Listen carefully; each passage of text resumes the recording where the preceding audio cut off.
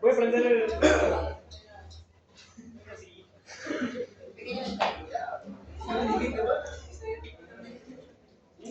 ¿Sí, qué pasó ahí? ¿Yo? Y no se cayó, ¿ah?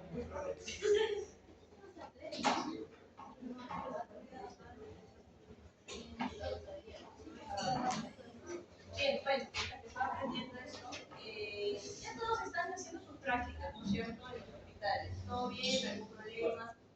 ¿Todo bien? Aprendiendo.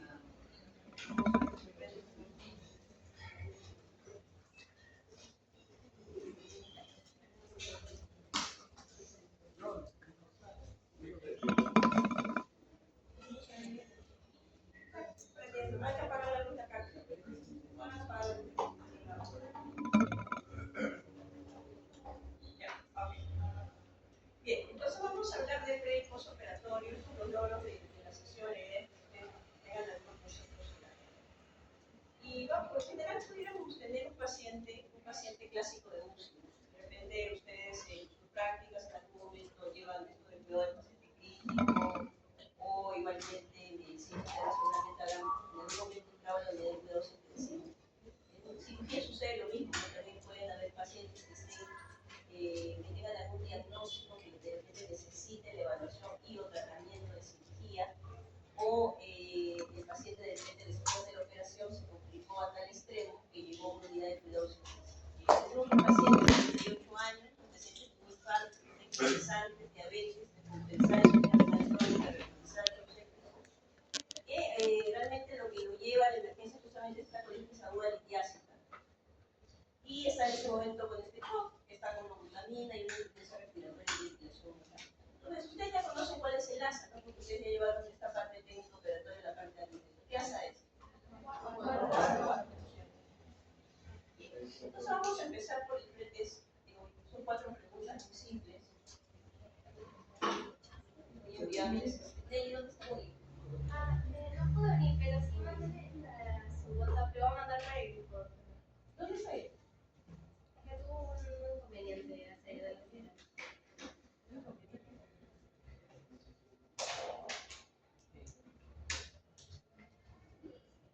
Pero tú no tienes su WhatsApp, ella lo tiene, su celular. Sí, sí. Sí, está atenta para ver el. ¿Está en esa? La otra no tiene. Muy inconveniente.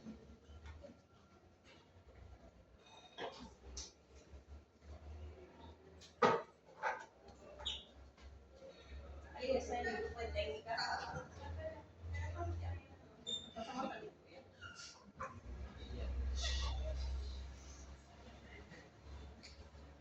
Ahora pasar al grupo de técnica de los martes.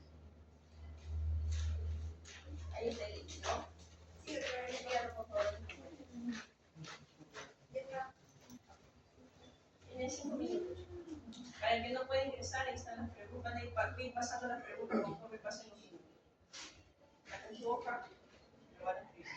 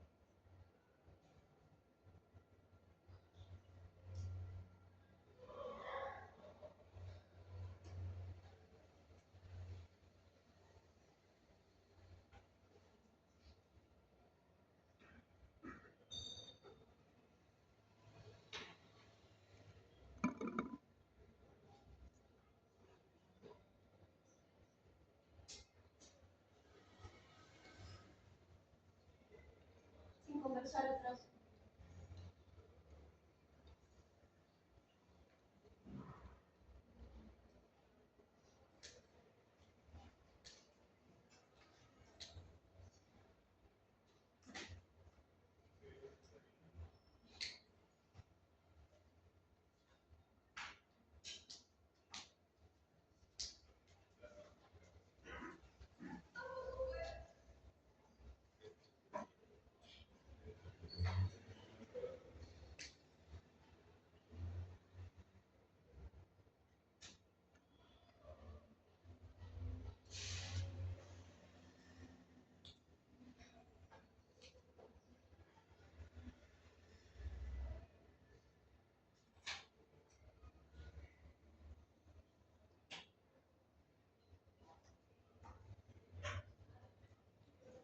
Nos quedan 30 segundos. Ir enviando su teléfono.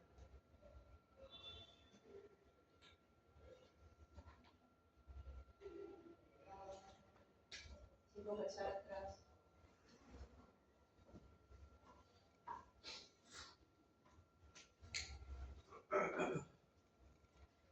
Bien, vamos a empezar.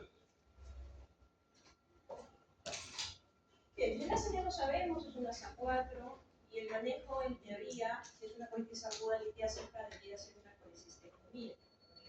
La pregunta es, ¿será el caso? ¿Podremos hacerla? ¿Será abierta la consulta? ¿Estar en 2 de mayo? ¿Será hoy? No lo sabemos.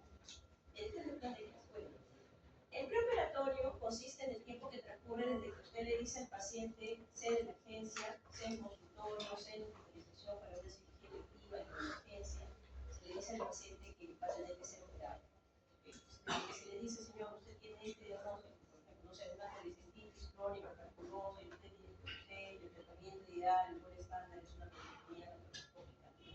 En ese momento, en adelante, hasta que el paciente ingrese, sale y comience la inducción con la anestesiología, todo ese periodo es el preoperatorio. Y en todo ese preoperatorio uno tiene que hacer una determinada cantidad de actividades, de ir de repente a utilizar primero, de repente, dependiendo, claro, esos cálculos en la vesícula y test vesicular es una cosa más simple, ¿no? Pero si de repente es un cáncer de colon, por ejemplo, ¿no? Entonces de repente necesitamos hacer una estadía, una cosa de ella para determinar exactamente el tipo de cirugías y los procedimientos de algunos exámenes que nos ayudan a dar un poco de diagnóstico o de repente ver la magnitud de toda la enfermedad. Y vamos a tener que pedir toda una serie de exámenes o estudios preoperatorios que va a depender de paciente a paciente. Se va a tener que hablar con el paciente con una familiar para explicarle el tipo de cirugía, el pro, el contra y la firma del consentimiento informado. Y además también el anestesiólogo también dará su parte del tema del consentimiento informado. Entonces todo ese periodo que se hace extrahospitalario en el caso de las cirugías selectivas e intrahospitalario en el caso de las cirugías de emergencia, va a tener todo un periodo de tiempo que va a comprender el preoperatorio. Incluso el paciente llega a ya hospitalizarse, en el caso de las selectivas, y finalmente el paciente se ha conducido al quirófano. Entonces también todo ese periodo es el preoperatorio, que es el estudio, es la evaluación. Dentro de ese periodo preoperatorio hay una evaluación preoperatoria donde uno tiene que definir cuál es la situación de salud del paciente, cuál es el ECOG, cuál es el estatus performance del paciente. ¿Tiene comorbilidad? ¿No la tiene? ¿Es un adulto mayor? ¿No lo es? Tenemos que saber todas las enfermedades que puede tener que ha tenido el paciente y que de repente por su examen físico y su historia clínica pudiera usted detectar alguna enfermedad adicional o sospecharla y finalmente que entre dentro de las enfermedades o comorbilidades que tiene. ¿No? De repente usted solamente examinando la frecuencia cardíaca pudiera notar que el paciente tiene de repente una bradicardia o una taquicardia o una arritmia de repente, que de repente el paciente no lo sabía. Entonces, evidentemente es importantísimo toda esta historia clínica que también tenemos que hacer. Tenemos que ver si toma algún medicamento, no lo toma, si es alérgico a un medicamento, no. Paciente de repente que tiene de repente el portador de una válvula mitral de repente, y es un paciente usuario de warfarina. Y nosotros tenemos que decir cuándo tiene que suspender la warfarina, cuándo comenzar con la heparina en la presión molecular y cuándo retirarlo totalmente. Entonces son las condiciones que tenemos que tener en consideración. Para ello, evidentemente, la historia clínica. Y después nos tendremos en esa evaluación preoperatoria también nos va a ayudar una vez que diagnostiquemos, vemos todo preoperatorio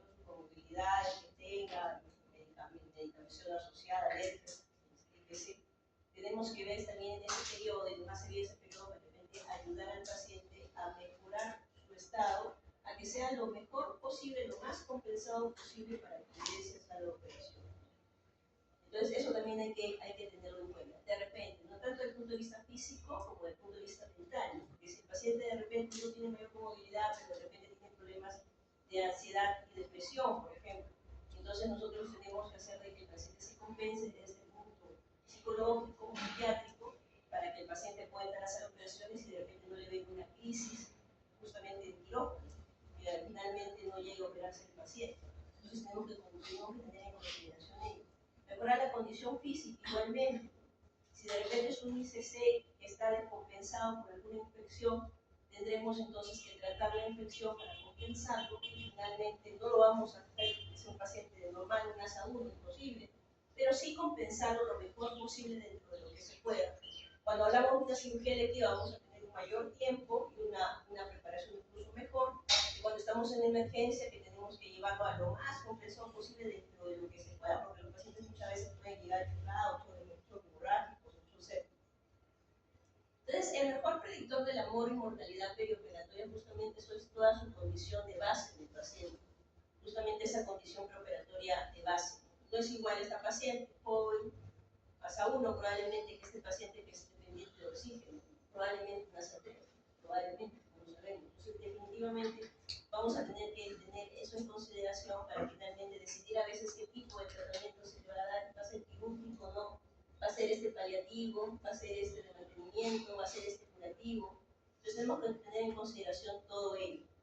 Dentro de los objetivos de este preoperatorio justamente es evitar y reducir la mortalidad, lo que buscamos con toda esta evaluación preoperatoria. Y evidentemente eso va a facilitar la recuperación del paciente. Cuanto más compensado esté el paciente, cuanto enfocamos mejor el tipo de cirugía, pues evidentemente el paciente va a salir más rápido de la hospitalización y con ello una rápida recuperación tanto de su vida personal, familiar y el trabajo que tenga que realizar. Y esto va a redundar evidentemente en la calidad y en los costos del hospital o de la clínica donde usted trabaja. Entonces obviamente vamos a disminuir costos y vamos a mejorar la calidad. No es lo mismo si no estudiamos bien un preoperatorio adecuado, de repente el paciente se complica, aumenta el estatus hospitalario, con ello tenemos un costo económico y un costo social importante, porque en vez de hubiéramos evitado, si hubiéramos hecho una buena evaluación preoperatoria. Cuando hablo de costo económico me refiero a todo lo que se gasta en los insumos, que se va a gastar en la comunicación quirúrgica, catéteres, no sé, y también el costo social que es el paciente en sí, que es lo más importante, el paciente y la familia, cómo deben sufrir si un paciente se complica en el perioperatorio. Entonces, ¿quién realiza esa evaluación preoperatoria? Usualmente lo va a hacer el cardiólogo en pacientes mayores de 60 años, menores de 60 en médico internista, aunque eso va a depender mucho del protocolo hospitalario. Por ejemplo, en mi hospital de Revaliati, el cardiólogo ahora todo siempre lo tiene que ver el cardiólogo. Creo quirúrgico siempre para el cardiólogo. Antes no era así. En algunos protocolos, en algunos hospitales, en algunas clínicas, el riesgo cardiológico pasaba a los 60 años. Antes de los 60 años, riesgo por medicina interna. Necesitar un riesgo cardiológico aquel menor de 60 años que de repente tenga una patología cardíaca, por ejemplo. El anestesiólogo va a ser parte de esa evaluación también preoperatoria y también cualquier otra especialidad que tenga que ver al paciente por la comorbilidad que se describe. Se me ocurre, un paciente con insuficiencia renal en hemodiálisis, tendrá que verlo el nefrólogo para dar indicaciones pre, intra y postoperatorias. O de repente el paciente que tiene un PTI, de repente una púrpura trombocitopénica idiopática, ¿no? De repente ese paciente tendrá que verlo el hematólogo para que dé las indicaciones tanto pre, intra y postoperatorias en qué momento transfundir y en qué momento no hacerlo.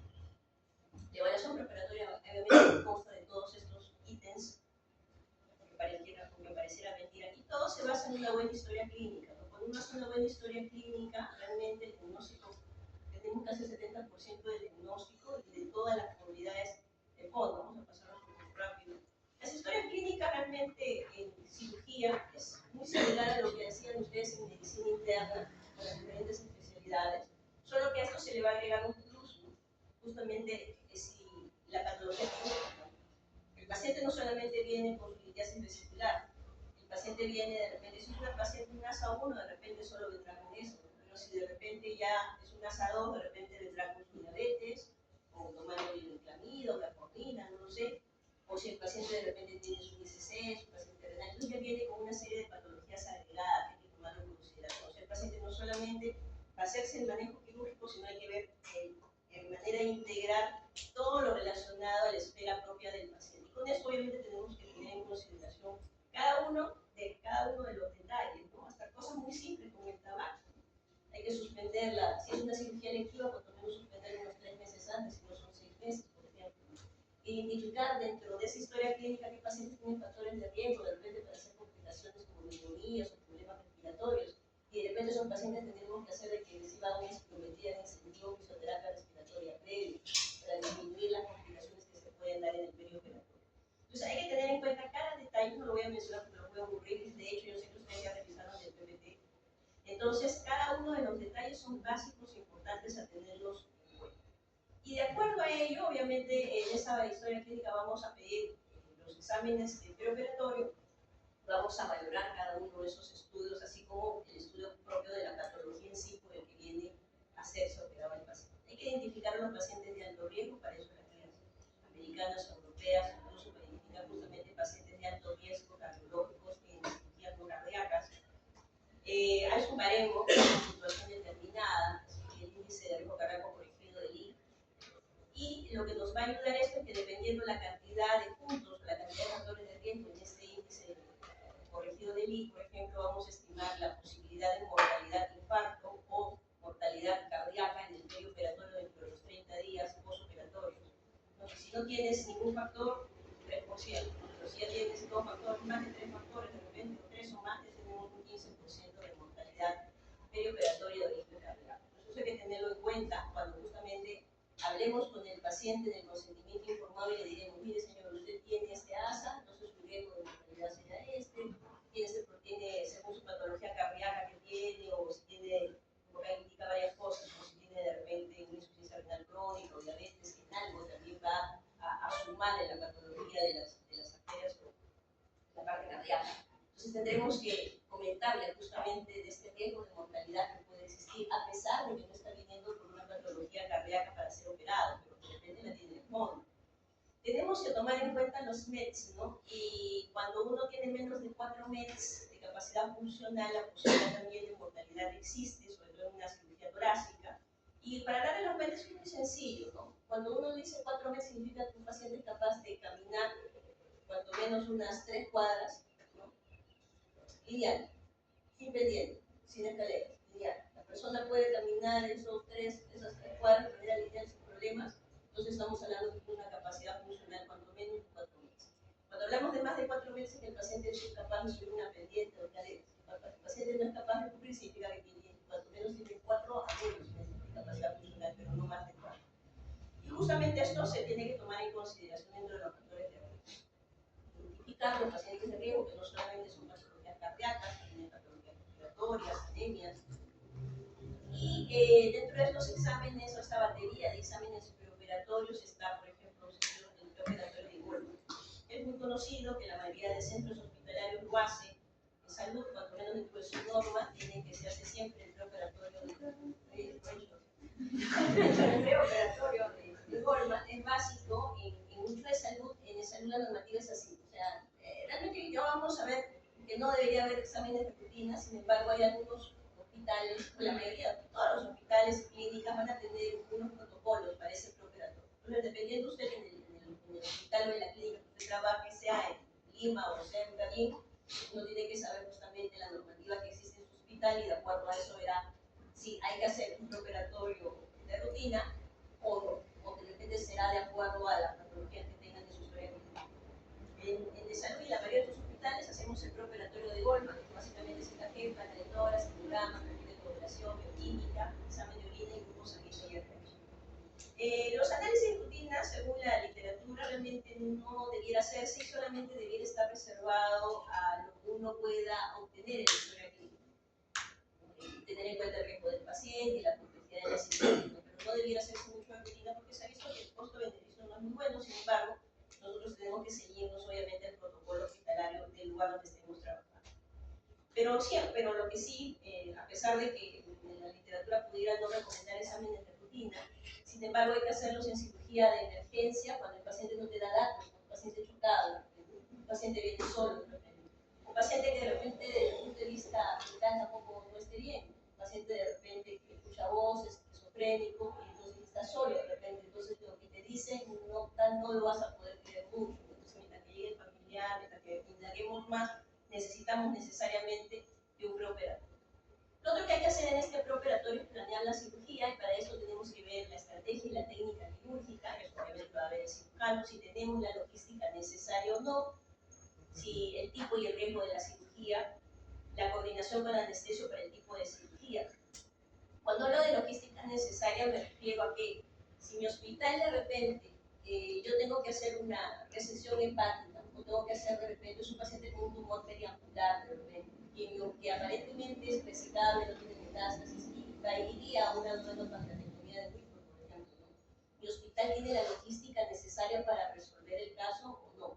Si no la tiene, tenemos que derivarlo, no hacerle perder tiempo al paciente, ¿no? Entonces tenemos que tomar en cuenta ello. Coordinar con anestesio siempre tipo de anestesia de acuerdo a la comodidad del paciente. Por ejemplo, cuando ustedes van a ver, seguramente cuando lleven hernias, seguramente les van a decir que cuando existe una hernia inguinal bilateral, la elección sería una cirugía laparoscópica. Una bioplastia laparoscópica, sea TEP, sea TAP, dependiendo. Pero una buena cuenta una bioplastia laparoscópica cuando es bilateral. Pero eso lo haríamos en cualquier paciente. Pero ¿qué pasaría si el paciente pudiera ser un adulto mayor o no, y de repente es un paciente con un EPOC severo, donde no tiene la capacidad de poder justamente ventilar el suficiente CO2 que va a ser necesario insuflar en una laparoscópica? O de repente aquel paciente que justamente por el grado de EPOC o por la insuficiencia cardíaca que de repente no pueda tolerar una anestesia general, que de hecho tenemos que hacer una laparoscopía. Entonces en esos casos ameritaría mejor una cirugía abierta o con una anestesia regional. Entonces ahí es importante tener en cuenta no solamente el rol estándar de una determinada patología, sino los factores asociados y determinar con anestesiología el tipo de anestesia. Entonces cuando hablamos de planear una cirugía, pues un paciente hace varios años atrás que operé, creo que ya varios años, porque no tengo exacto, pues igual, casi igual.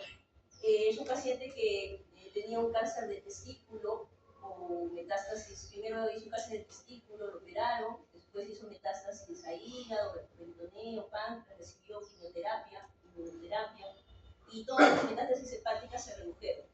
Como ustedes ven, son pocas las metástasis, segmento 8, segmento 6, hepática media, segmento 4, en fin, segmento 8, segmento 6, en fin, entonces segmento 3.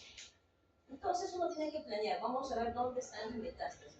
Si ustedes se han dado cuenta, en la tomografía la mayoría de las metástasis están superficiales. Tenemos en el 8, tenemos una muy puntiforme en el 4, pero la mayoría están superficiales, en el 7, en el 6, en el 8, en el 3, salvo esta que está profunda. Entonces en estos casos, para ahorrar parénquima, no vamos a sacar periodos, no hacemos lo que comentamos en técnica operatoria, que es una resección atípica, una resección local de cada una de estas metástasis, justamente por la biología tumoral del tipo de tumor primario. Pero en esta que está muy profunda y que es puntiforme, que tiene incluso hasta 5 milímetros, no podríamos, tendríamos que sacar por el segmento 4. Para evitar sacar el segmento 4, que también en algo disminuye el parénquima, podríamos hacer algo que se llama radiofrecuencia. Esa la operación y ecográfica, se coloca una aguja, logras encontrar justamente el nódulo del segmento 4, y prácticamente la radiofrecuencia lo que hace es quemar esa lesión. ¿Okay? Entonces yo voy a planificar y digo, entonces voy a hacer una resección atípica de todas las metástasis en el hígado y voy a hacer una radiofrecuencia más ecografía intraoperatoria. Pero por ejemplo mi hospital no tiene el equipo de radiofrecuencia. ¿Qué hace mi hospital? El hospital compra la aguja de radiofrecuencia y la empresa lo que hace es que uno tiene que coordinar con la empresa para que la empresa en sesión en uso traiga la máquina el día que voy a necesitar hacer la cirugía por radiofrecuencia. Entonces me dicen, ustedes compren la aguja y si compran la aguja nosotros les prestamos de máquina. Entonces tenemos que organizarlo porque también esa máquina puede estar en otro sitio, entonces tenemos que organizar y ver en qué día es lo que tenemos que programar este paciente. Entonces es importante la logística que tengamos. Cada hospital va a tener una logística diferente, si lo voy a hacer abierta, si lo voy a hacer laparoscópica, tengo que tener todo el material. Y si hubiera un material que mi hospital no lo tiene, pero lo puede tercerizar, pues bueno, aquí está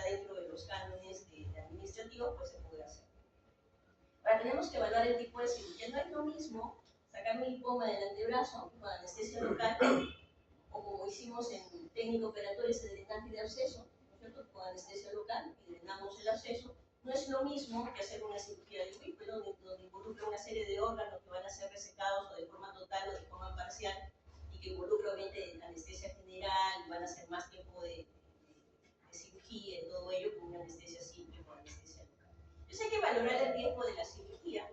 Y actualmente la cirugía se riesgo es leve o es alto. Y todas las patologías que están en este lado, que son leves, significa que tienen un riesgo de mortalidad de menos del 1%, y los que tienen un alto riesgo más del 1 o más del 5% en algunos casos.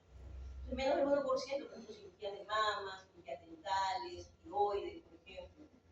Y tanto de alto riesgo ya va a ser cuando involucre cavidad peritoneal, o de repente hagamos cirugías de cabeza y cuello, o urológicas, o alto riesgo como hepatectomía, modelo de pancreatectomía, trasplante. Entonces tenemos que tomar en cuenta eso, porque de acuerdo a eso también tenemos que medir el riesgo del paciente. La evaluación por anestesio es importante, por eso que en técnico, pero te han conversado algunas cosas de ello. Entonces ellos van a tener en cuenta justamente toda esa historia clínica, van a ver si las especialidades que fue necesario que lo viera el paciente son las suficientes, o necesita alguna evaluación más perioperatoria, y eligen justamente el tipo de anestesia, porque va a valorarlo de acuerdo obviamente a la comodidad. La clasificación de LASA ya lo conocen. Esto va relacionado mucho con la mortalidad, y también con ello podemos decir al paciente, bueno, nosotros según la clasificación que acá tenemos, usted NASA 1, NASA 2, no sé, de repente no es necesario que de repente lo pueda captar, pero cuando nos después usted según la clasificación que hemos visto de riesgo, tiene sus, por ejemplo, si es un NASA 1 menos del 0.10% de mortalidad, diferente a un paciente que fue NASA 3, ¿no? Ya podemos decirle que pudiera haber incluso un 5% de mortalidad en el periodo. Sobre todo cuando el paciente quiere saber, y de hecho en el procedimiento informado tenemos que decirle cuál es su posibilidad de riesgo de complicarse o de mortalidad. Vamos a pasar eso. El riesgo quirúrgico cardiológico de Goldman es otro baremo. Ustedes lo van a ver cuando van a ver las historias clínicas, está el riesgo quirúrgico por cardiología. Dice grado, dice 1, 2, 3 y 4. Justamente se refieren a eso. Por ejemplo, un paciente que va a ser sometido a una colecistectomía, una cirugía intraperitoneal tiene 3 puntos, tiene 20 años, va acá, 3 puntos, la segunda.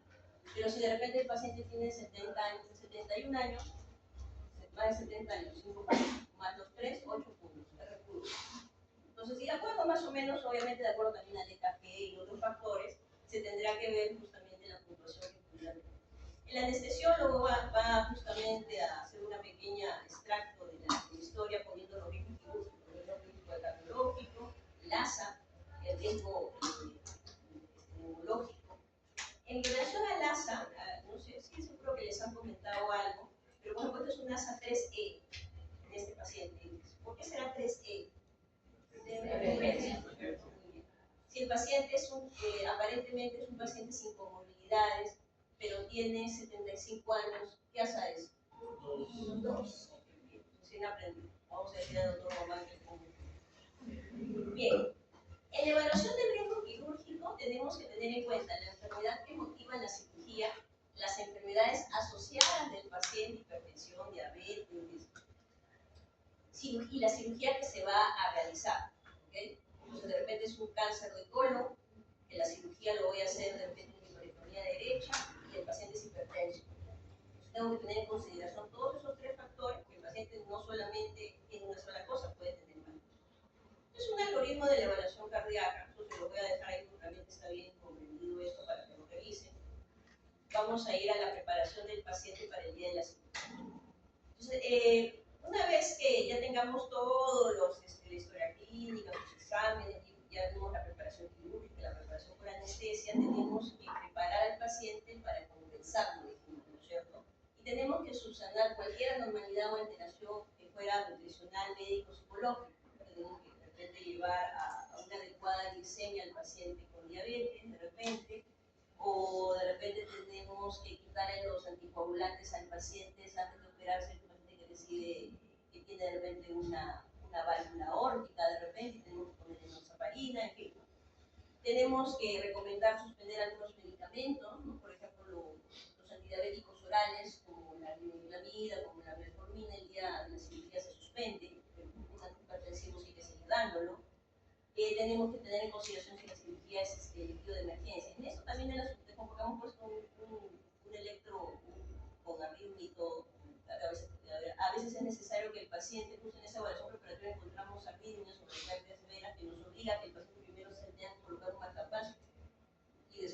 llevarlo a la cirugía, por ejemplo. Entonces tenemos que compensar al paciente lo mejor que se pueda, dentro de lo que se pueda, para que supere el acto quirúrgico y no justamente se cure. O si la complicación existe, sea mínima. Tenemos que tomar en cuenta también el soporte social y familiar. A veces en algunos casos, como en el caso de los pacientes que van a ser trasplantados, incluso la asistente social visita dónde vive el paciente, incluso dónde va a vivir después del trasplante, ¿no? Para que si tiene las condiciones necesarias o no, si hay el soporte familiar para que continúe sus cuidados postoperatorios en casa, sea trasplante o no lo sea, igualmente. Y el seguimiento de la terapia, justamente siempre hay que involucrar al paciente y a la familia y tener en consideración. Y en relación al consentimiento informado, es que siempre se debe consolidar la relación médico-paciente-familiar. Básico. El paciente viene, de repente se va a operar de algo, se le puede decir al paciente, sí, pero sería recomendable, sobre todo cuando es una cirugía compleja, decirle al paciente que venga con un familiar para explicarle tanto al paciente como al familiar. Para que de repente el paciente no es un adulto mayor, no entiende mucho, ¿no? De lo que tú le estás hablando, de repente es un paciente que de repente no sabe de repente leer o escribir, de repente entonces necesita otra persona que le pueda ayudar a comprender lo que tú le vas a decir y justamente esos riesgos o beneficios que traiga la cirugía.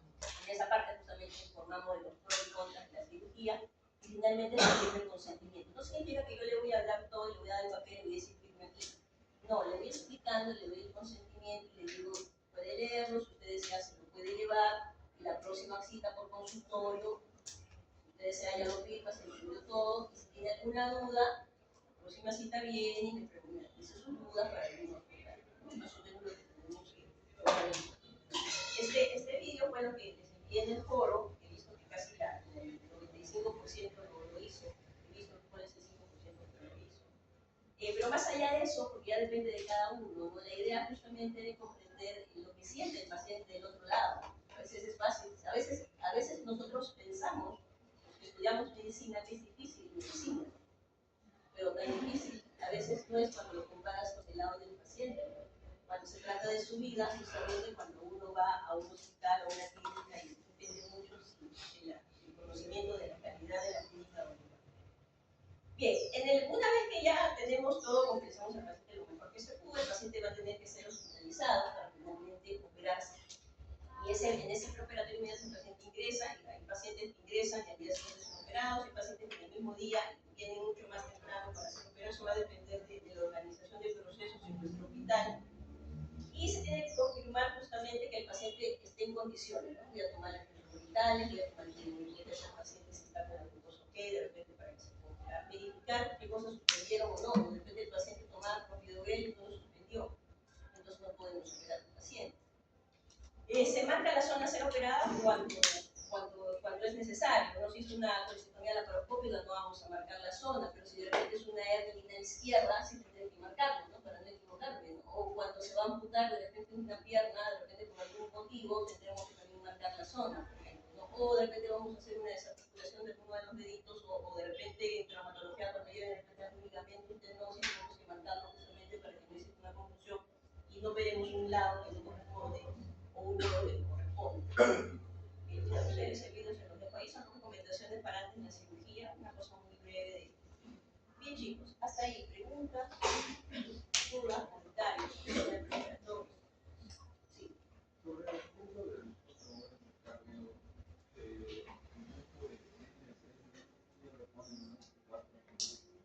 Es A3, es eso. El ASA4 es el paciente mayormente que está con un problema sistémico que lo está descompensando y el paciente es lúcido. Es el clásico paciente lúcido. Está o chocado o está con algún problema en ese momento. Si el IMA es reciente, podría estar en ASA4, pero si el IMA es más de 6 meses, si ahorita en ese momento no lo está descompensando al paciente, podría ser una sorpresa. Dependiendo, tienes que evaluar varios valores en el paciente, porque de repente tiene menos de 3 meses, pero de repente el paciente tiene algún problema cardíaco que lo está descompensando en ese momento, que lo obliga a estar en una unidad de cuidados intermedios o una unidad de cuidados intensivos. Mientras que el paciente no esté en alguna de estas unidades, probablemente pudiéramos hablar de una sorpresa, dependiendo de las condiciones que esté el paciente en el inicio.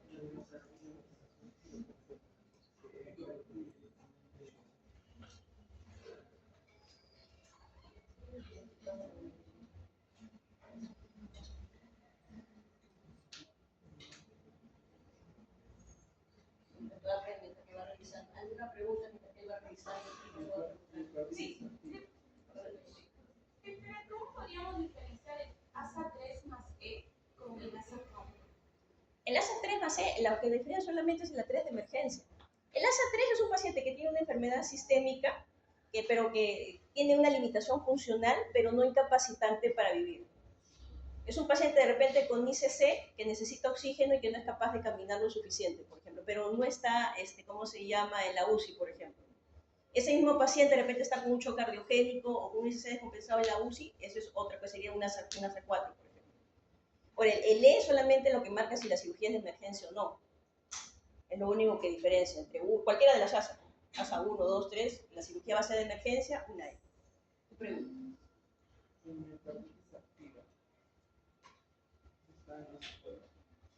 Si está descompensándose, cuanto menos ahí, sí podría ser una ASA 4. Por eso es que todo depende, o sea, cuando nosotros ponemos el cuadro, te ponen más o menos las enfermedades que podrían encajar. Pero no hay que ser a pie de la letra, va a depender mucho del paciente, qué condición tiene el paciente en ese momento. Entonces, para que se pueda diferenciar, ¿no es cierto? Un ASA 1 es un paciente que no tiene comorbilidad. Un ASA 2 es aquel paciente que tiene una comorbilidad, pero que está compensada. Un paciente con hipertensión que toma captopril. Un ASA 3 es un paciente que de repente es un ICC, que de repente necesita oxígeno para caminar, tiene limitación funcional porque no es capaz de caminar solo sin tener oxígeno, pero no está en una situación incapacitante para su vida. No está en la UCI, no está en cuidados intermedios, ASA 4 es el mismo paciente, está descompensado de tal forma que está en un nivel de cuidados intermedios o esperando de repente un shock trauma justamente eso.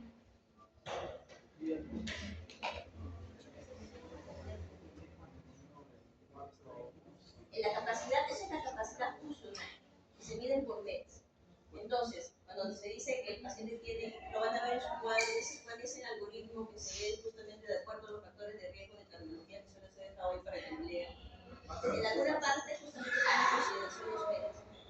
¿Okay? Si tú tienes menos de 4 METs, en teoría significa de que el paciente pudiera tener algún problema y de repente no se puede operar y necesita de repente alguna evaluación cardiológica, algún examen. Si tiene más de 4 meses el paciente, no hay ningún problema, podría continuar a hacerse operado el paciente. Cuando hablamos de los 4 meses, que 4 meses, hasta 4 meses, es que yo puedo caminar mis 3 cuadras sin problemas. Más de 4 meses, ahora camina, ahora sube las escaleras acá desde abajo al 311, no puedo hacerlo. No tengo mi capacidad funcional, no supera más allá de los 4 meses, me quedé en menos de 4 meses. Entonces eso hay que tenerlo en cuenta más o menos para poder saber su capacidad funcional en base. ¿Alguna otra pregunta, chicos?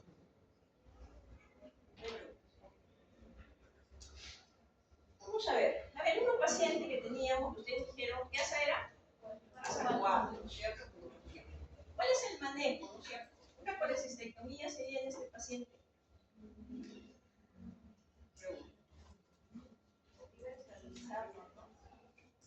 Ya. Pero lo que ha traído el sexto justamente es la infección con la hepatitis aguda. ¿Qué hacemos con eso? ¿Cómo se llama ese drenaje? Entonces, justamente, si el paciente fuera digamos, un paciente con una ASA 1, una ASA 2, una ASA 3, pudiéramos tomar en consideración una colecistectomía, laparoscópica, abierta, dependiendo. ¿Cuál está en la laparoscópica? Pero si estamos hablando de este tipo de pacientes, si nosotros pensamos que ingrese el paciente, probablemente ni siquiera lo podamos pasar desde su cama de UCI a la camilla, a la cama de sala de operaciones, a la tabla de sala de operaciones. Solamente en eso hace falta. Entonces, un paciente que no va a tolerar eso, no va a tolerar una anestesia general. Entonces, con el contexto de este paciente, lo que solo aguantaría sería una colecistostomía, que es llamar al radiólogo intervencionista, ecografía, anestesia local, y se coloca el catéter bajo vía justamente para drenar la vesícula. Entonces, ese paciente sí va a soportar eso, va a controlar por ahí lo que me comentaron la causa de la infección, justamente, porque si no se va a seguir descompensando. No controlamos la causa, se va a seguir descompensando y se va a morir. Entonces, podemos, durante cuanto menos hasta que cuando ya mejore de todo el cuadro, ya de repente lo podemos superar. Eso dos, es una paciente mujer de 45 años, que pudiera de repente ustedes recibir a este paciente en hospitalización, ¿verdad? Internado. Tenemos 45 años sin antecedentes médicos, tipo de enfermedad renal, distensión abdominal, llenura precoz, poca tolerancia a la vía oral y comienza con vómitos postradiales, una baja de peso más o menos de todo ese año. Es una paciente que luce claramente enferma y claramente desnutrida. Le hacen su endoscopía, encuentran esa masa, que se ve también por tomografía, y es un adenocarcinoma gástrico.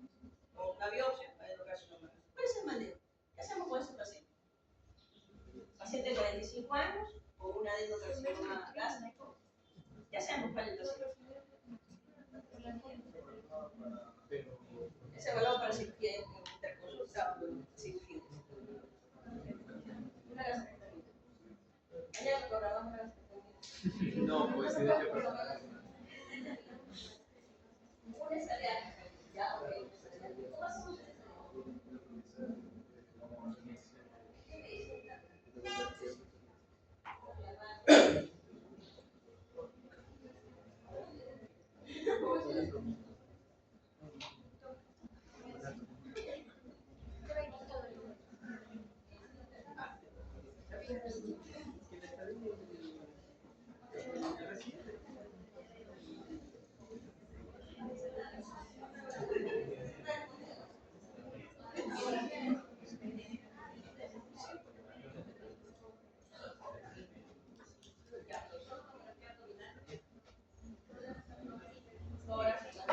Entonces, en primer lugar, el paciente básico es justamente valorar el estadiaje, ¿no es cierto? Si hay metástasis o no, porque si hay metástasis en pulmón, ya no se va a poder hacer la gastrectomía que por ahí comentaron, de repente el paciente va a tener que ir a quimioterapia.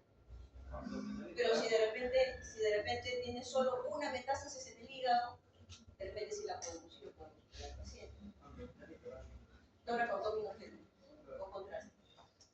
Ya. ¿Y qué hacemos? Ya, lo estadiamos, vamos a suspender, hacemos la tomografía que por ahí han comentado, no hay metástasis. Solamente lo que han visto ahí es un adenocarcinoma en el antro gástrico, que justamente está produciendo toda la pintura, la náusea, la vómitos, la dolorera. ¿Qué hacemos para el paciente? ¿Lo operamos mañana? Mañana lo operamos. Cirugía robótica. No tolera nada, digamos. Esto cuesta mucho. Ya, pero ¿por qué nutrición parenteral? Yo sé que en el PPT lo tienen y lo leen, ¿no? Pero la pregunta es ¿por qué? En el PPT del año pasado. Ahora no sé qué es. Y él tiene el del año pasado. Ya, dime, ¿por qué el PPT? Sí, tiene el. Ya, dime, no lo veo, no mentira. Ya, dime. No, pero si yo no tolero la vía oral, me da implantación endovenosa, destrozan el metabólico. Entonces eso no es nutrición parenteral. ¿Qué hacemos con el paciente? ¿Pero cómo? ¿Y por qué? Porque la foto que y cuando hice la cirugía no, pero, o sea, no cicatriza bien, no, bueno, no es la palabra. No tiene una buena recuperación. Tiene una buena recuperación. Por ahí, más o menos. ¿Qué dice por allá? Chicos, no pega eso. La bomba. ¿Qué dicen por ahí? Lo operamos mañana, por ahí dicen, acá no tienen claro el concepto de lo que es NPT, pero allá dice sí hay que nutrirlo de alguna manera porque si no, no hay una buena recuperación. No sé qué cosa nos pega, no sé si me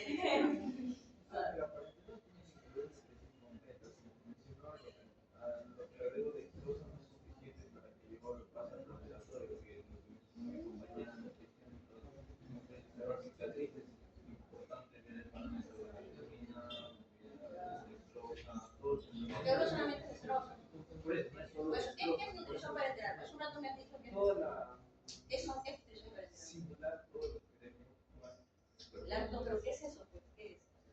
Eso me lo puede decir como que los estudios de medicina me tienen que decir lo que mejor es. ¿Qué hacemos con el paciente? ¿Lo nutrimos, no lo nutrimos? ¿Le hacemos algo que él todavía no tiene claro qué es nutrición parenteral? Sí hay que nutrirlo ¿Cómo? con la nutrición parenteral. ¿Por qué con parenteral y no con enteral?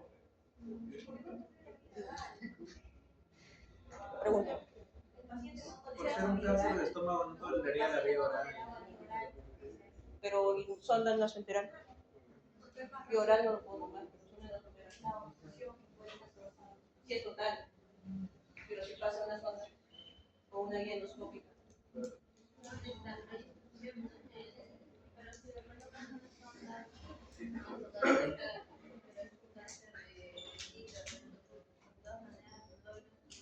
Es pílora.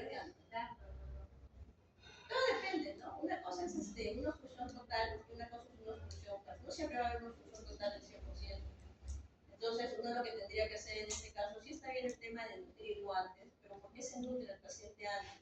Porque este paciente, para empezar, va a necesitar una anestesia general, que va a necesitar una capacidad respiratoria importante y para eso trabaja toda la parte muscular. Y la parte muscular necesita mucho del tema proteico, calórico proteico. El paciente no va a poder ni siquiera salir del tubo solamente con ese estado nutricional. Lo que hablaba por ahí de no pega, asumo yo que es la anastomosis. Asumo yo. No, entonces el tema de la cicatrización justamente se necesita un buen nivel de albúmina. Seguramente este paciente debe estar con una hipogliemia severa. Entonces, por esas condiciones tenemos que nutrir al paciente. Ahora, en el paciente con un cáncer gástrico, por ejemplo, tendremos que ver si la función es total o no. Y con ello podríamos intentar en la endoscopía, con la endoscopía ver con guía endoscópica. La primera opción sería colocar una nutrición enteral total. Y con guía endoscópica podamos ver justamente la zona del 5% que de repente no está obstruido y que por ahí pase la zona. Ahora, si es total la obstrucción, no hay forma de hacer la nutrición enteral total, pero si es factible, sí se podría hacer nutrición enteral como primera opción. Si no se pudiera hacer nutrición enteral, entonces ahí recibamos a la nutrición parenteral total. Que de hecho, el concepto es la cantidad de lípidos, carbohidratos y aminoácidos necesarios y vitaminas necesarias justamente para que el paciente esté en adecuada nutrición. Bien, entonces hay una serie, bueno, esto es un tema más que todo tener en cuenta de que todo en este tiempo el paciente no estaba comiendo bien, casi no comiendo, y por lo tanto va a haber prácticamente un ayuno prolongado. Y con esto recordemos justamente microbiología, con todo lo que viene a ser la biogénesis, la lipolisis, el catabolismo proteico. Si a esto se agrega además que el tumor tiene un factor de necrosis tumoral y todo ello además va a comenzar a consumir todo y que justamente aumenta más ese catabolismo. Entonces, las guías para eso, obviamente las guías americanas, las guías europeas, las americanas, por ejemplo, dan cuanto menos 7 a 10 días preoperatorios a una nutrición adicional que complemente la nutrición que no estaba adecuadamente, y las guías europeas hablan de 10 a 14 días. Entonces, antes de la cirugía tenemos que ver lo que hemos comentado. Si se puede nutrición enteral, si no se puede, nutrición parenteral total, puede ser 10 días, 14 días, más o menos un tiempo que pudiéramos tomar en cuenta dependiendo también de su distribución. Durante la cirugía, este paciente, ya cuando lleve en el estómago patología gástrica, va a tener que hacerse una gastrectomía subtotal, sacan toda esta parte del estómago subtotal, y hacen una gastroentema anastomosis en Niederus. Es subir, se saca esta parte del intestino, este hilo, después del trace, lo cierra, se sube acá al estómago, se hace una gastroentero, y después de más o menos unos 60-70 centímetros, se pega esta parte que estaba acá cortada, del pie de ácido. Es una anastomosis de ayuno y ayunal. Bien, eso ya lo han visto también en técnica, yo sé. Entonces, durante la cirugía, por ejemplo, sí sería importante que llevar una sonda de nutrición nasogástrica o enteral para que la sonda pase por la anastomosis. Esta anastomosis es muy poco probable que se abra a veces, por frecuencia. Esta pudiera tener mayor probabilidad, no significa que se va a abrir siempre, pero pudiera haber un riesgo. Entonces es mejor colocar esta sonda para que en el postoperatorio temprano comience a recibir nutrición enteral y con esto el tropismo mejore dentro del aparato digestivo y obviamente es mucho mejor que dar solamente nutrición parenteral. Y en el postoperatorio la idea es combinar ¿no? la NET con la NPT hasta que después saquemos la NPT y nos quedemos solamente con la NET y finalmente comienza a tolerar bioral, ¿cierto? Pero esto va a ser como un complemento para que justamente tenga las necesidades proteicas, calóricas necesarias para poder sobrellevar un postoperatorio adecuado. Bien chicos, más o menos lo que queríamos ver. En general hay que tomar en cuenta varios factores en el caso. Ahora, en el postoperatorio, lo que buscamos en este postoperatorio es vigilar, detectar y corregir todas las anormalidades que no debieran existir en un postoperatorio normal. Para eso, ¿qué tuviéramos que hacer? El paciente lo operamos Todavía no creo, ¿alguien ha visto alguna cirugía el día de ayer? Creo que salió un grupo con el doctor Rodas que estuvo viendo apéndice, creo. Si tomé la laparoscopia. Ayer. Sí, ustedes. ¿Ayer alguien vio alguna cirugía en sus hospitales? ¿Qué cirugía viste? Una hernia en la izquierda, le hicieron una maíz. ¿Laparoscópica? No, la cirugía abierta. Abierta. ¿Es qué hospital? En Sergio Bernal. En el Sergio Bernal. ¿Alguien vio otra operación? Yo vi una apendicectomía de mano, pero ruedas ayer. Bueno, no, Rodas. Rodas, perdón. No, rodas, ¿no? Era una apendicectomía laparoscópica. Sí, eran de Ok. ¿Alguien más vio alguna cirugía? No, ese primer día no lo vi. Yo vi una comunicación de malla de competición y se tuvo que extraer la malla de una ventilación complicada. ¿Alguien más vio alguna cirugía? A veces no la cuenta pues primero. Ese tiene que ver con el proceso de cirugía y de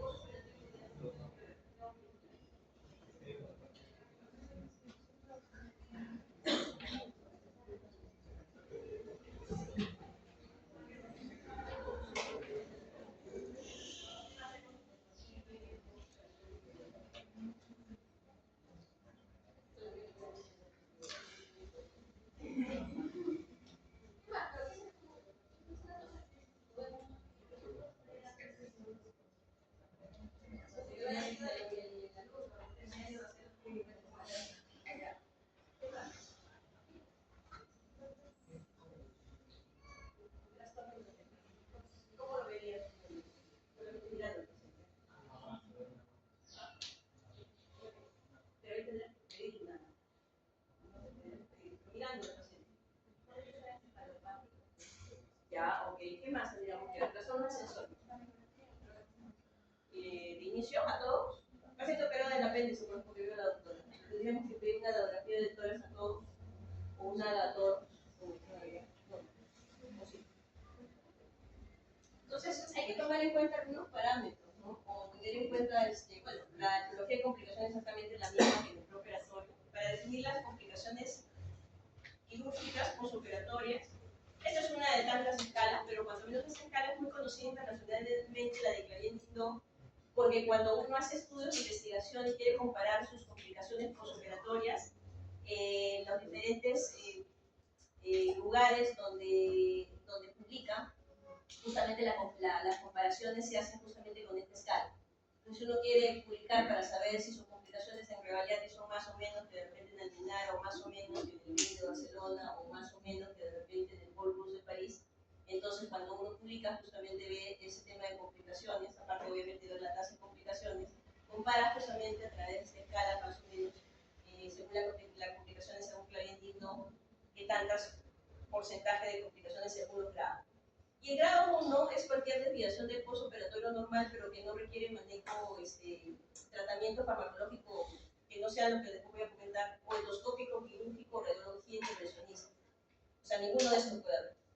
Se permite solamente dentro de los farmacológicos, de repente antiemético. El paciente ha vomitado, le da su grado y se pasó el problema, ¿no? Es grado 1. Y hizo fiebre de repente en el postoperatorio, pero solo fiebre, no puede necesario mayor cosa. Analgesia, no que está con mucho dolor de repente el paciente, soluciones electrolíticas, fisioterapia. No solamente esto pudiera incluir que sale del postoperatorio normal, y pudiera incluir una infección de sitio quirúrgico solamente superficial, que no necesite, solamente necesita curaciones en cama y que no necesite llevarlo de repente a hacer una curación mayor de repente en pequeñas intervenciones. El grado 2 es cuando se requiere tratamiento farmacológico diferente al grado 1, o además se necesitó transfusión, por ejemplo, o necesitó el NPT que tú estabas comentando.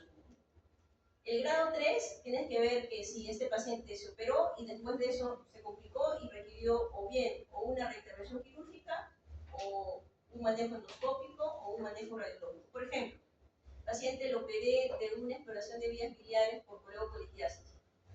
Lo opero y al día siguiente el paciente está saliéndole a bilis o el drenaje biliar.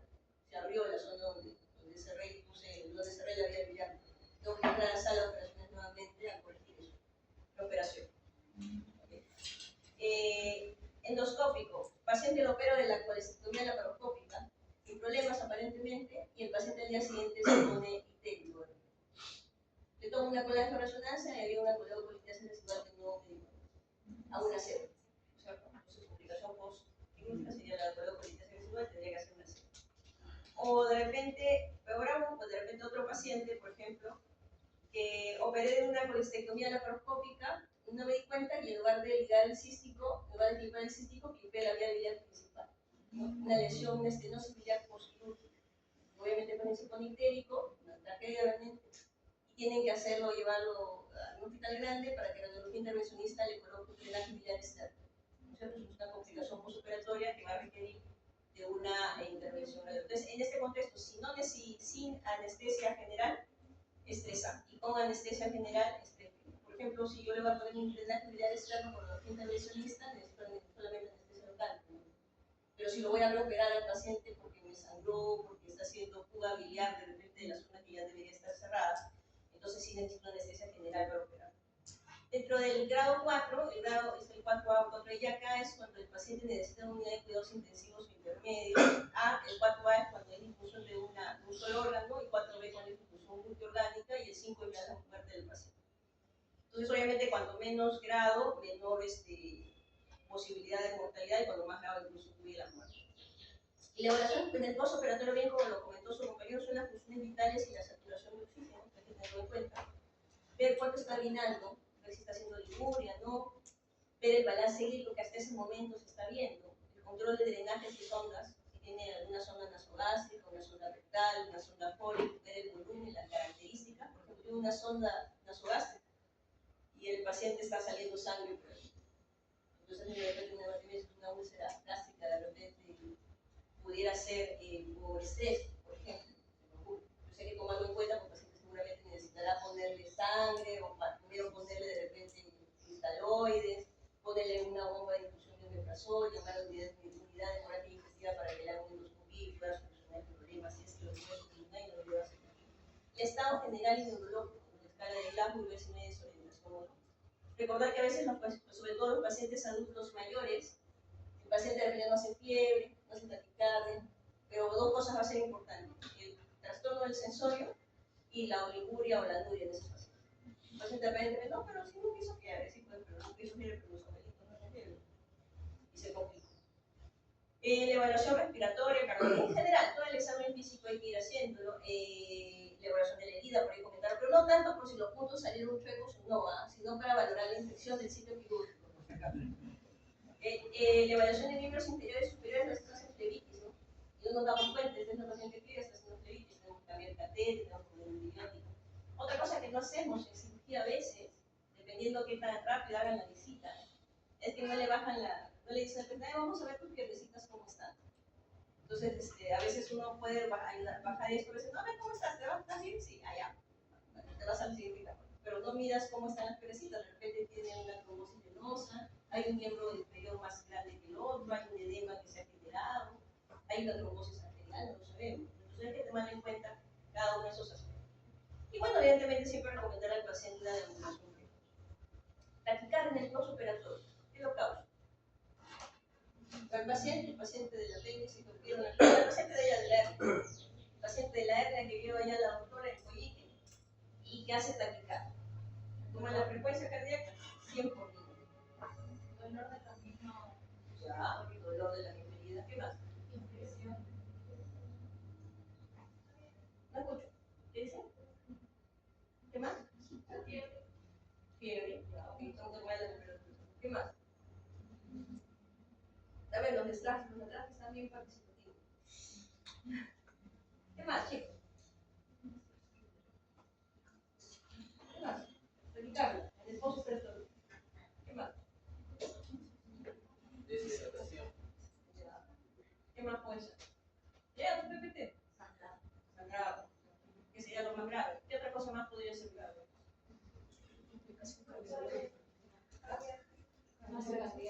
¿Qué cosa con el tema cardíaco? ¿Cómo que? ¿Cómo que? Una arritmia cardíaca, de repente. Eso hay que tomarlo en cuenta, ¿no? Porque de todas las complicaciones que figuran en el PPT, lo que voy a tener que volar es cuando salga el paciente, porque tengo que hacer que ingrese nuevamente a sala de operaciones. Y el tema del tema cardíaco, tengo que ser que lo vea el cardiólogo probablemente, el paciente, tiene que poner amiodarona, lo que es necesario en este tipo de pacientes. Bien, esas son cosas que estaban en el comité, tomarlo en cuenta. Entonces, esta pena de sepsis y lo que viene a ser esta parte de sepsis que también sería una de las complicaciones, pero más que todo por el tema de la fiebre. Eso ya lo van a ver en proceso. Vamos a pasar. Ahora, fiebre en el postoperatorio. Otra cosa común en el postoperatorio es la fiebre, que pudiera darse como complicación. La gran mayoría de pacientes no hacen fiebre. Y dependiendo de los días, uno más o menos puede ir viendo qué posibilidad de diagnosticar hay. Tenemos la fiebre en el postoperatorio precoz, donde pudiera haber fiebre en los primeros 24, 48 horas solamente por estrés quirúrgico. El tema de toda la cascada de las citoquinas, que se activa justamente el estrés quirúrgico. Puede ser por fármacos, transfusiones, y tomar en cuenta de la lactancia también. Entonces, bueno, esto es lo que viene a ser la respuesta inflamatoria propia de la cirugía, que en algunos pacientes son más en otros. También tenemos que ver la telectasia. ¿Por qué? Justamente porque la anestesia, sobre todo la general, lo que va a hacer es que aumenten estas secreciones de glucosa respiratorias, y con esto también disminuye el reflejo de la tosis, con que se quedan los tapones mucosos de los bronquios pequeños, y si se queda ahí y no se hace fisioterapia, nebulizaciones, incluso pudiera llegar en algún momento a la neumonía. La fiebre realmente no exceda más de 38,5, 38,9, y hay que tomarlo en cuenta. Yo sé muy vesicular cómo va, y si tienes alguna duda, una radiografía y vamos a ver la telectasia. Hace un momento comentábamos de que era importante tener en cuenta los factores de riesgo de las complicaciones pulmonares, la edad, si es fumador, si es EPOC, si tiene reflujo. Pacientes que tienen reflujo tienen a veces tos crónica ya por naturaleza y mayor riesgo de tener complicaciones pulmonares. Y en los pacientes que tienen justamente estos factores de riesgo, pues si fuma, hay que hacer de que deje de fumar 3 meses antes, si es posible ser mejor. Y en esos pacientes hay que comenzar con la fisioterapia respiratoria. Obviamente si el paciente es poco asmático, pero utiliza su medicación habitual. El tratamiento, una vez que ya tiene la telectasia, fisioterapia respiratoria, deambulación precoz, estos aparatitos que seguramente que han visto de repente en los hospitales, que es la espirometría de incentivo, ¿no? Y nebulizarlo en algunos casos en algunos pacientes. Este aparatito ya lo han visto, ¿no? ¿Cómo se usa? ¿Se inspira o se bota el aire? ¿Soplo? ¿O inspiro? Ya, para que la bolita suba, ¿qué hago? ¿Soplo o inspiro? Soplo. Inspira. Absorbes aire. Puedes soplar en muchos casos. Porque si el paciente pregunta, ¿cómo lo estás haciendo? Voy a soplar, no así. Tienes que justamente absorber el aire para que la bolita suba. Eso produce mayor esfuerzo y aumenta más la capacidad respiratoria. También hay reacciones inmunológicas, transfusiones, antibióticos, también puede ser producir fiebre, eso hay que tenerlo en cuenta. Ver también si hay un rash asociado, además de una infección asociada. Hipertermia es una condición muy rara realmente, pero se da dentro de la primera hora, incluso en el intraoperatorio, mejor, una hora de inicio de inducción anestésica, de 1 a 10 horas de inicio de inducción anestésica. Es muy raro, pero también se da muy raro. La fiebre del postoperatorio temprano, es decir, en el día 3 y día 4, sospechamos más infecciones por catéter. Catéter urinario, catéter venoso, catéter venoso central, de repente, que le pusieron porque necesitaba una reposición de calium, o porque necesitó el NPT, de repente ya estaba con NPT ya 2 días. Y también vamos a tener lo que es fiebre por trombosis venosa profunda y tromboembolismo. La infección del tracto urinario es bastante común dentro de las, digamos, infección nosocomial más frecuente. Mayormente van a haber E. colis, neumonoliginosos, más que todo gran negativos, a veces pueden asociarse también a anaerobios. La temperatura puede llegar incluso hasta 40 grados. Y hay que tomar en cuenta siempre hacer una técnica, digamos, reglada y seguir las normas de asepsia y antisepsia en la colocación de la sonda Foley. Ya todos llevan urología, ¿no es cierto? ¿Todos han puesto sonda Foley? Sí. No, dicen por ahí. Sí. Sí, creo que me dicen sí. Ya que no llevaba, tiene que ir al hospital con una sonda. Para que necesite. Bien, pero hay que tomar en cuenta algunos factores, ¿no? Hay que tomar en cuenta de que dentro de la técnica, aparte del lavado de manos y todo eso es importante, ¿no? Probar la sonda antes de colocarla, se infla el globo, no se infla, porque no lo hacen eso y lo colocan nada más y resulta que lo pusieron y se dieron cuenta después que no funcionaba el globo y hay que sacarlo y volverlo a poner otra sonda, genera mayor posibilidad de infección. posible hacerlo con sistema cerrado, ¿no? Que ya esté colocado la sonda al equipo, digamos, a la bolsa colectora.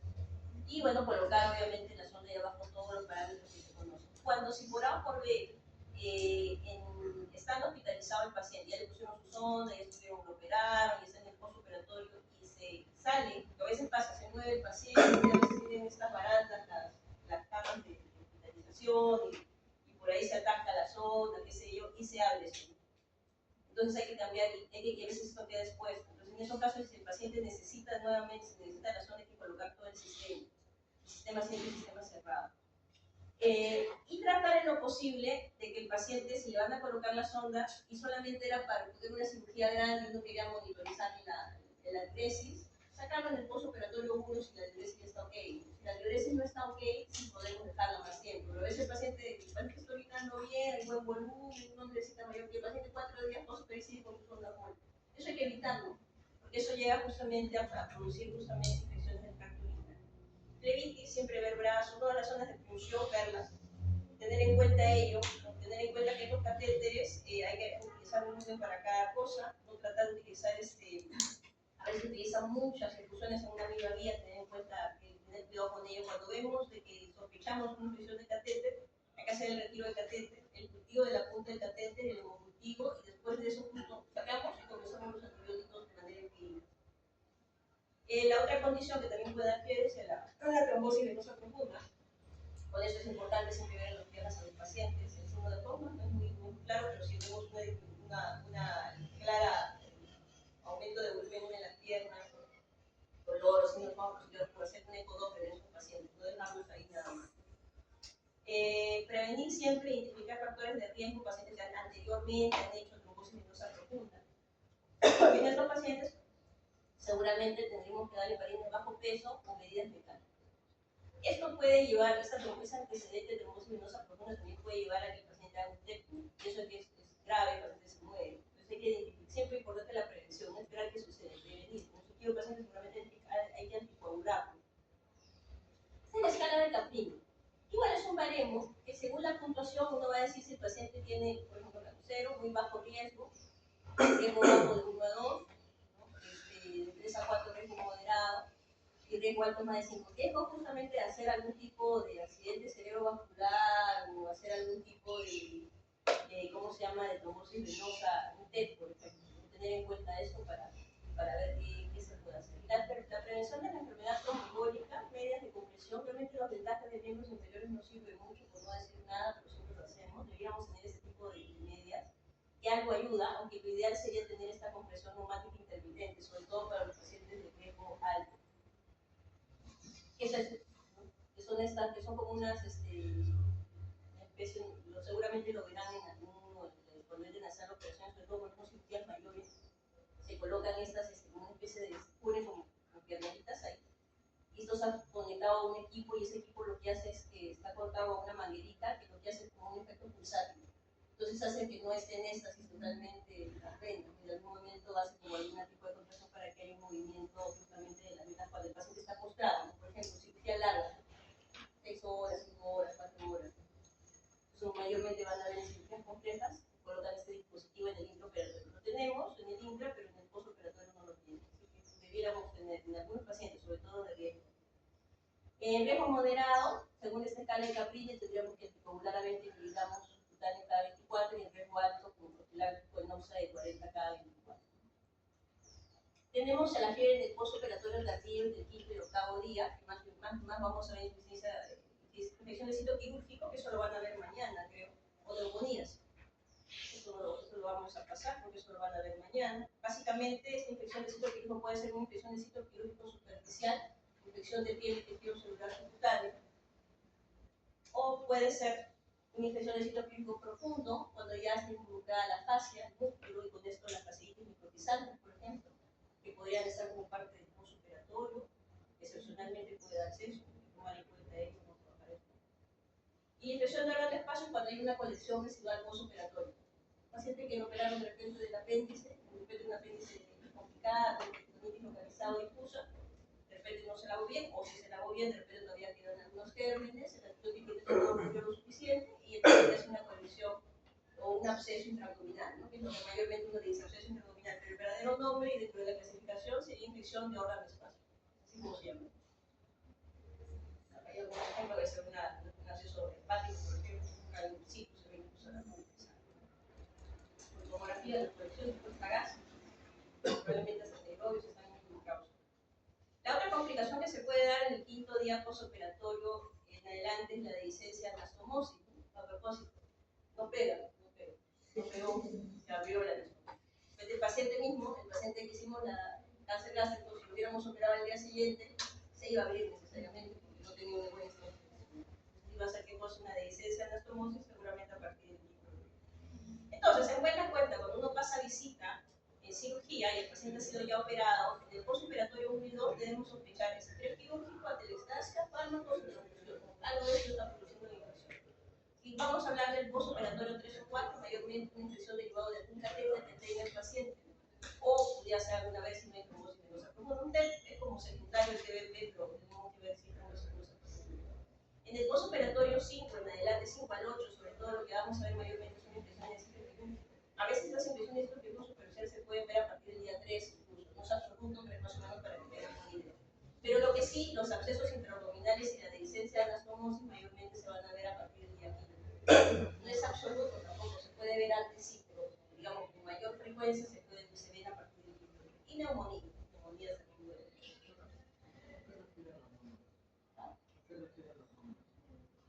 Postoperatorio 5, quinto día del postoperatorio. Pero el lunes, 5 días después, postoperatorio. De acuerdo, si yo estoy pasando visita, por ejemplo, ¿no? Si yo estoy pasando visita el primer día postoperatorio y el paciente viene en fiebre, de 28 grados, el paciente de apéndice. Voy a pensar en una colección de inicio, voy a pensar en una infección urinaria, no. Si ha sido una apendicitis con peritonitis, seguramente sea por el tema del estrés, por ejemplo. Podría pensar en que tiene una atelectasia, dependiendo cómo vea el paciente, cómo se llama el pulmón. Pero si es el mismo paciente y lo veo en el día 5, que me hizo fiebre, a partir del día 5 me hizo fiebre, voy a sospechar de que es una colección intraabdominal o una infección de órganos espacios. Entonces, más o menos para tener una idea, ¿no? Más o menos en qué cosas vamos a ir orientando. Y bueno, vamos a hacer el estudio respectivo dependiendo de lo que nosotros sospechemos. Y el tratamiento va a ir directo a la causa, el tratamiento de la fiebre no es el antipirético, pero vamos a buscar la causa y tratar la causa, tenemos que mantener hidratación. Es importante siempre desfocalizar al paciente, porque uno tiene la duda, comenzar a sacar de repente todas las zonas que no son necesarias. De repente la zona nasogástrica ya no es necesaria, la saco. La zona pólítica buena de dureza y la retiro, justamente para evitar focos posibles de infección. Siempre es importante tomar cultivos e iniciar la antibiótico-terapia.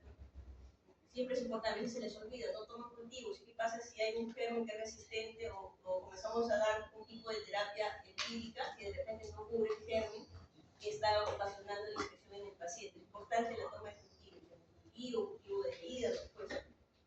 Bueno, las complicaciones respiratorias, hemos hablado de atelectasias, hay neumonías, hay también otro tipo de ¿cómo pasa esto?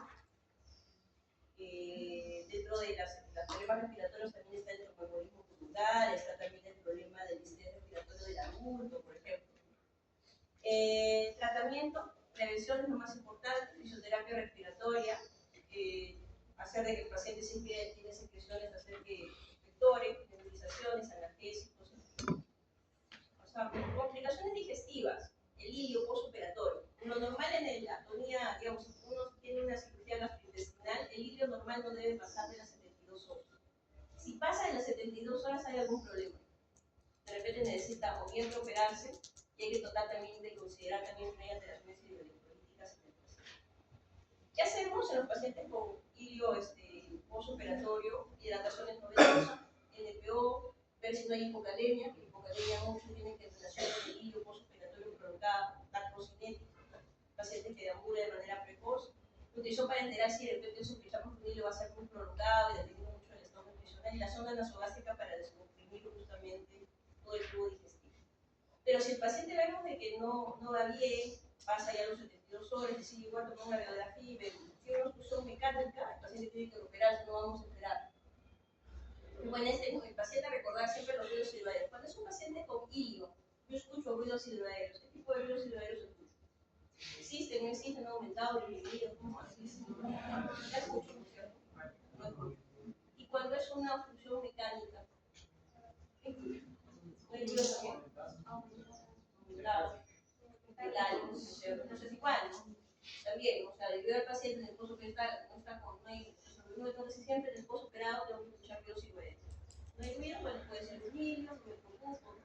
Pero si ya comienzo desde el primer día postoperatorio, si yo no escucho ruidos, tengo un abdomen algo distendido y escucho ruidos metálicos, eso es lo más probable que sea una función mecánica, que tengo que recuperar al paciente. No voy a esperar las 72 horas del hilo neumático y ese estilo. Entonces, tenemos que tomar en cuenta también si la existencia de una obstrucción mecánica.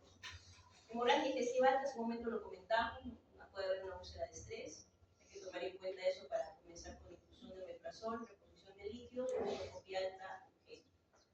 En pacientes, sobre todo ancianos y con problemas neurológicos como Parkinson, por ejemplo, los pacientes a veces tienden a ser estreñidos también y el paciente comienza a distender, se llama la cirugía de oclusión intestinal. Pero ningún médico fue capaz de hacer un tacto rectal al paciente y hubieran visto que había un fetalón. Es importante tener paciente estreñido, paciente con problemas neurológicos de fondo, no de posiciones, hacer un tacto rectal, podemos sacar el fetalón y comenzamos con los enemas evacuados. Tacto rectal puede ser cualquiera, de los médicos en general. Hay diarreas asociadas a antibióticos, sobre todo a lo que viene a ser la medicina, por ejemplo, la más conocida por ser tenemos que si sospechamos, hay otra serie de antibióticos también que tenemos que tomar en consideración. Suspendemos el antibiótico y comenzamos con metronidazol y oral, si es muy severo, o ampicilina. Y dentro de las complicaciones renales, vemos de que mayormente, sobre todo cirugías mayores, obviamente hay una anestesia por medio de cirugías de trauma. ¿Qué pasa con los hormona antidiurética? Si aumenta la hormona antidiurética, lo que va a pasar es que hay un aumento de la concentración urinaria y una disminución del volumen urinario. Siempre va a pasar eso. Siempre va a pasar eso y hay que tenerlo en consideración también cuando el paciente no orina adecuadamente, pero hay que también tomar en cuenta algo. Ya hablamos de insuficiencia renal aguda cuando el flujo urinario es menos de 0.5 cc por kilo por hora. Entonces, si nosotros vemos en el paciente que no está orinando bien, comienza a hacer hemicuria, entonces tenemos que ir sospechando. Es una irapuria renal, hay una hipovolemia, hay una falla cardíaca que está condicionando esto y yo tengo que solucionar. Si es una hipovolemia, de repente está sangrando el paciente, yo tengo que volver a entrar a hacer la operación. Es de tipo renal, de repente algún tipo de medicación, o tiene una necrosis tubular aguda, algún tipo de medicamento, o algo tiene ya de fondo del paciente, o es de tipo postrenal, paciente que de repente tiene problemas de próstata y obviamente está generando un globo vesical y no hay que examinar siempre al paciente, no voy a hacer que esté con globo vesical y yo pienso que es un problema renal de fondo o de hipovolemia. Entonces, un globo vesical lo que vamos a colocar una zona cólica. Yo digo, el paciente va a comenzar a orinar sin problema. Ligadura de Brett es sospechar cuando el paciente no está haciendo oliguria, no hay globo, y de repente el paciente fue operado de una sinusoidectomía o una cirugía ginecológica. Esterectomía, a veces como complicaciones, justamente por anatomía puede haber una ligadura de algún lecho. Entonces hay que tener en cuenta eso, pero lo que se va a asociar además de la oliguria es una orina hematúrica, en muchos de estos casos. Es un link que también les dejo de todo postoperatorio. Bien.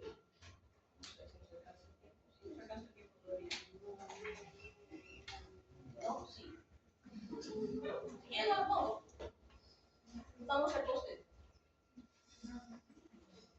No te ríes.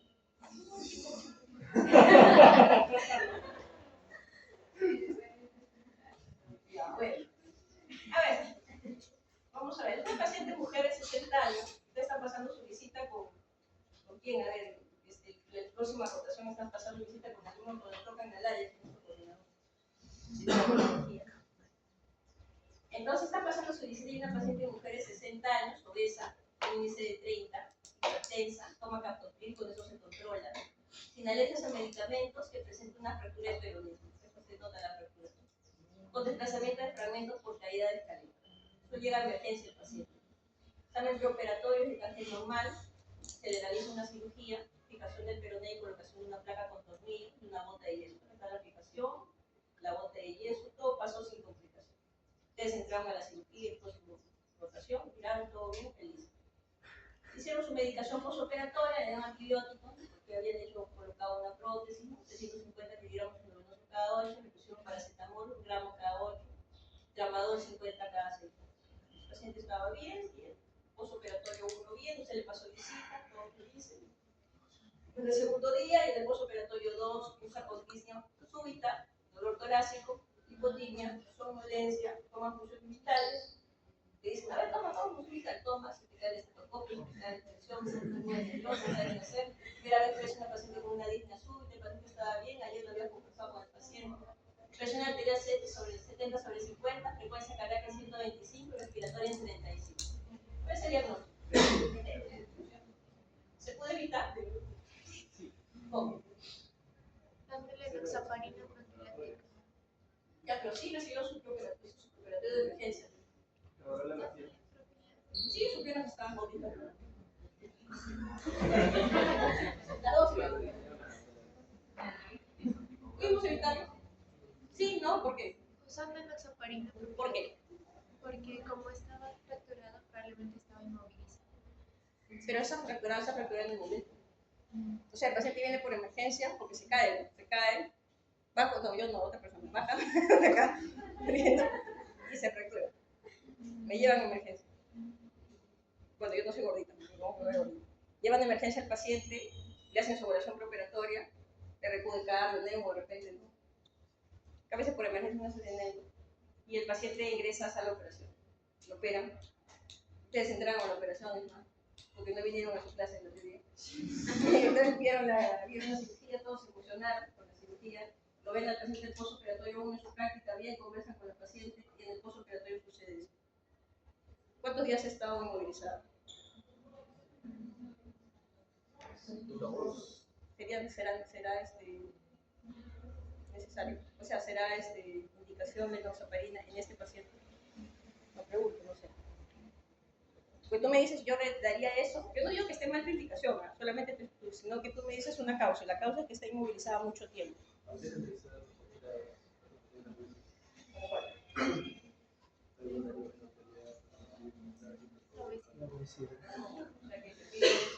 O sea, que tenga una enfermedad que yo no sabía. Por obesidad.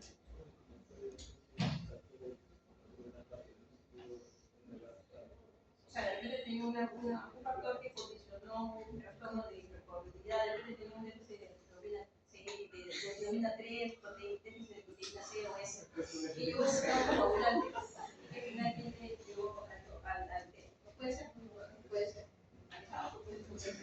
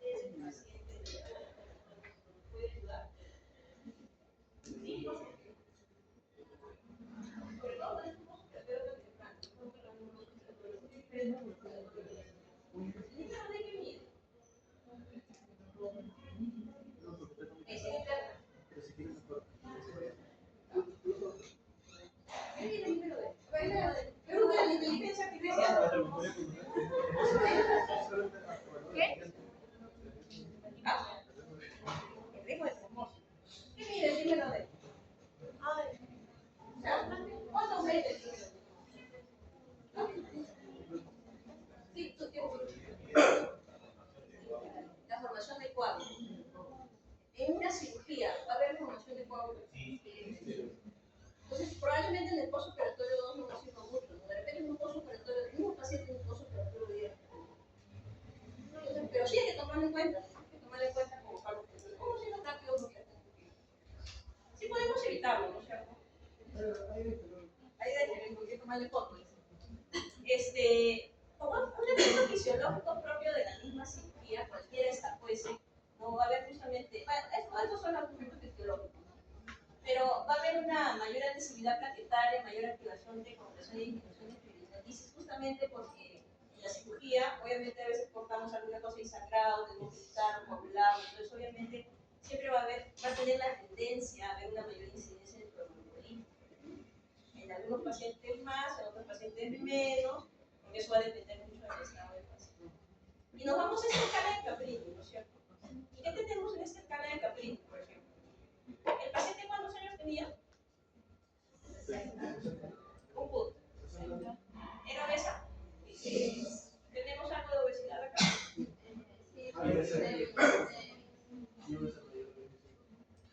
¿Dónde? A la izquierda, en la No, abajo y ¿3 puntos o 2 puntos? un punto. Un punto. No, acá vamos abajo. Arriba. Ahí. Ya, acá. Ya, un punto, 2 puntos. Ya, nos vamos a sacar 4 puntos.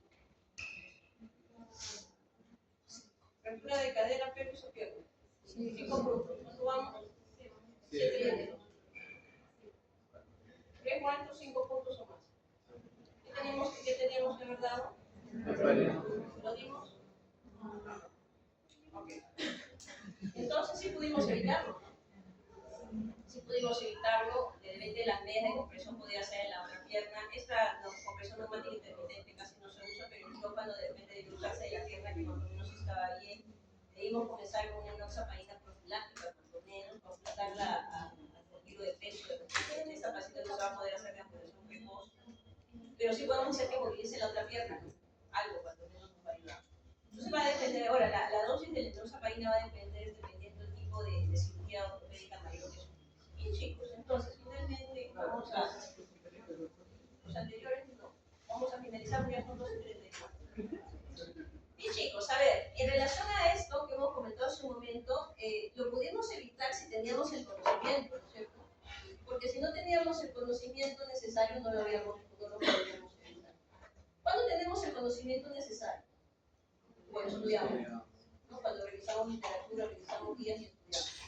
Cuando estudiamos, ¿qué pasa en el examen? ¿Cuándo lo sacamos? No, para no.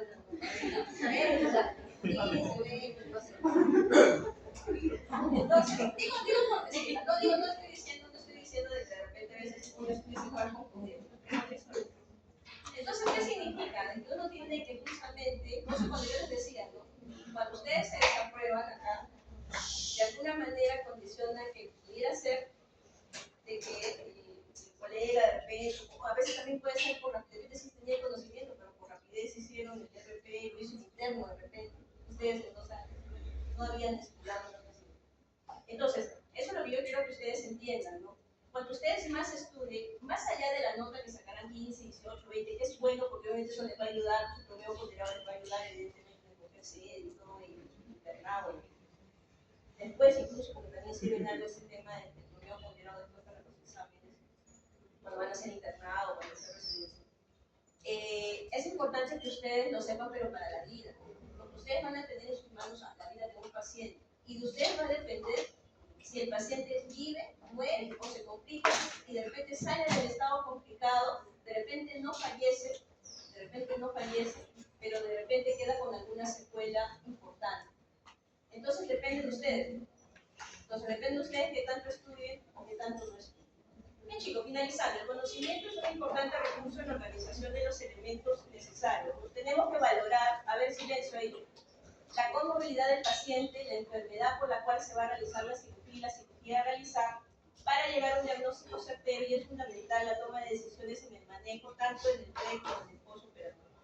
Bien chicos, de tarea, esto sí tomen foto, en sus prácticas hospitalarias, ¿ok?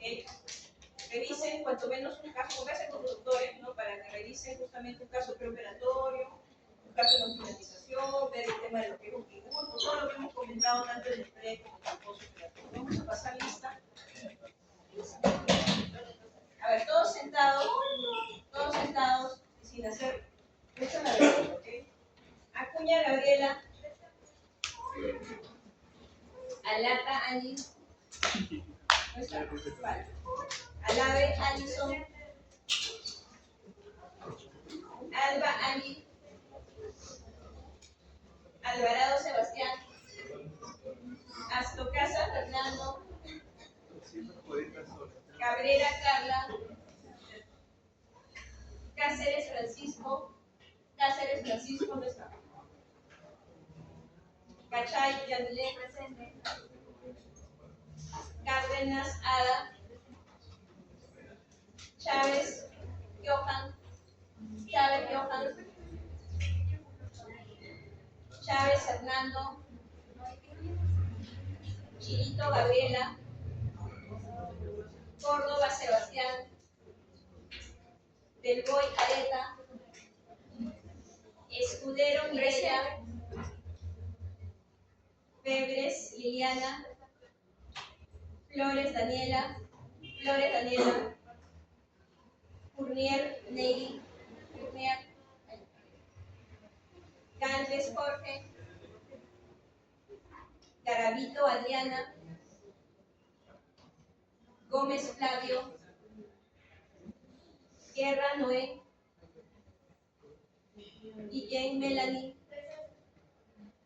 Herrera Ashley, Herrera Dania, Guamán Yadira, Guaringa Alcalá, Lazarte Micaela, Magallanes Davis, Magro Aarón,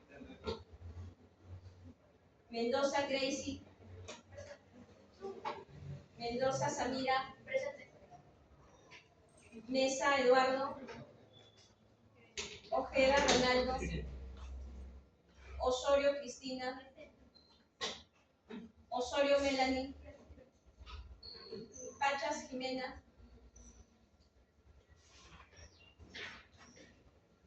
Paico Yanira, Palti María Fe, Paredes Alexandra, Pariona Valeria, Pichota Ángela, Quinteros Brenda, Quiñones Ángela, Rivera Alexandra, Rodríguez Miguel, Cifuentes Ángel, Silva Latviza, no está, Sosa Charo, Zulca Antoinette, Tello Alessandra, Ugolotti Samantha, Valencia Nelly, Valer Nicole, Vega Piero, Vera Britney, Vilches Martín, Villanueva Ingrid, Zavala María, Zavala Alexia, Celada Carla y Zúñiga José. Zúñiga José tampoco está. Ya puede retirarse.